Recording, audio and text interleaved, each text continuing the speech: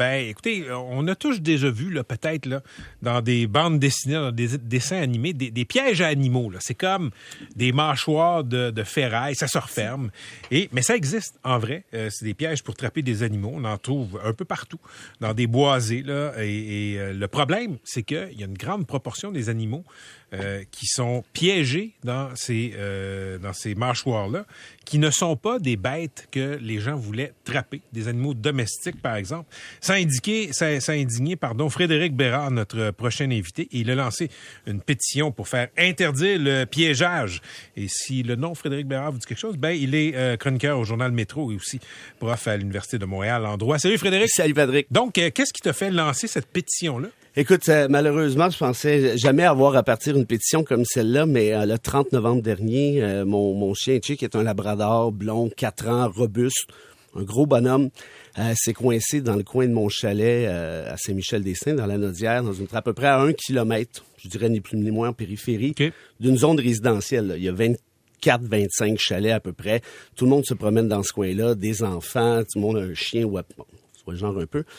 Et il est allé se plaquer le nez dans un piège qui était laissé en bordure du chemin, selon toute vraisemblance.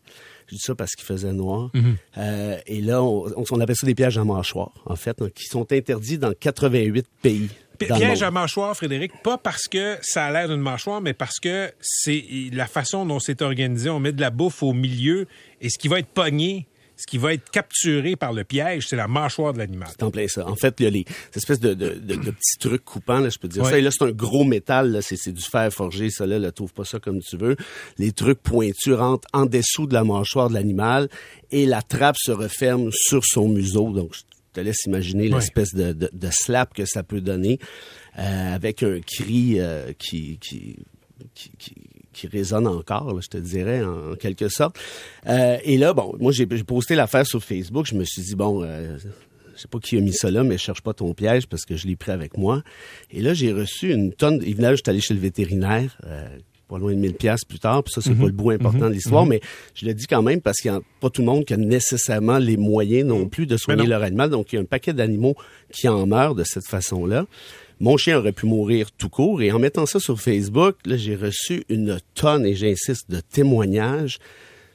Encore peut-être plus triste parce que dans la plupart des cas, l'animal était mort. Et là, on parle d'un chat, on parle de chien. Moi, mon chien, comme je l'ai dit, est un peu plus costaud, mais si c'était sa sœur, une chienne donc un petit peu plus mince et lancée, avec une plus petite tête, fort probablement que j'en parlerai au passé. Il y a quelqu'un qui m'écrit, écoute, je te lis en direct ce que la personne m'écrit, là.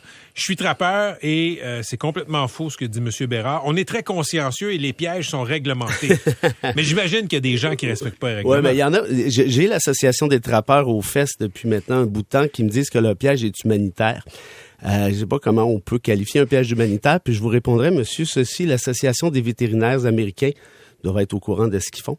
Vous dites qu'il y a 67% des animaux qui se coincent dans vos pièges à mâchoire ne sont pas les animaux visés. Mais qu'est-ce qu'ils visent? Quel animal ils veulent pogner? Ben, je sais pas, moi, par exemple, un loup, un lynx, un renard, il se ramasse avec un chien, il se ramasse avec un chat, il se ramasse avec une marmotte. Mais je veux juste aller plus loin. Absolument, quand on prend un loup, là, avec ce genre de piège-là, c'est que ça sert à quoi de l'empailler? Bon, ben, ça, c'est l'autre affaire. Moi, je me suis questionné. Je dis, l'industrie de la trappe au Québec, ça ressemble à quoi?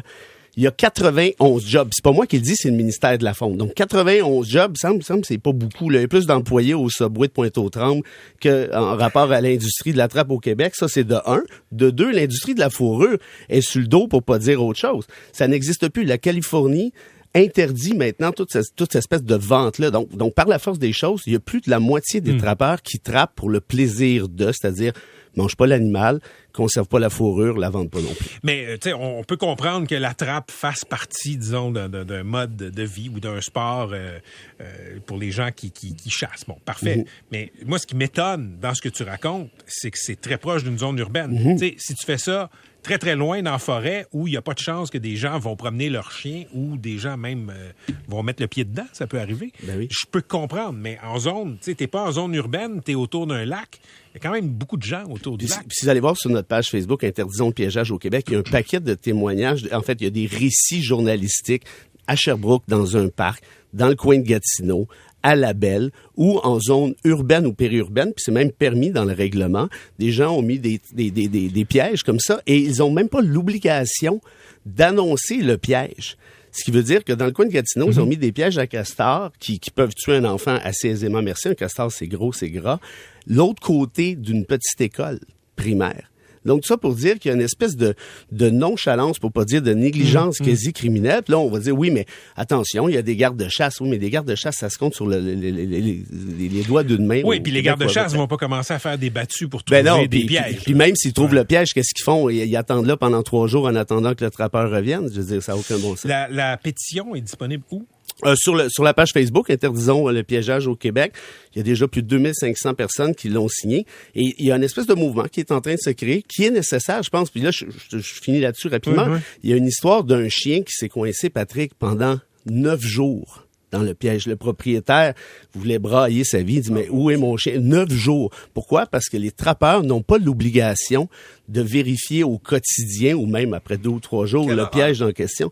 Donc, et là, vous avez la photo du chien là, qui est complètement décimé. Frédéric, c'est probablement comme dans tout. Tu as probablement des trappeurs responsables, c'est sûr. Mais tu as aussi des cabochons. Ben c'est sûr. Puis évidemment, ici, nous, on vise pas l'ensemble nécessairement des trappeurs, qu'on se comprenne bien, mais on vise 3 commerces, Sale, La Tulipe, Canac, je vais le dire, qui vendent des pièges sans demander de permis. Vous pouvez commander ça en ligne. N'importe qui, un petit gars de 11 ans et demi, s'achète un piège à 25$, va mettre ça dans le coin d'un parc et puis merci, basta. OK, rappelle-nous le nom de la page. Interdisons le piégeage au Québec. Merci, c'était Frédéric Bérard. Merci beaucoup. Merci beaucoup. Frédéric.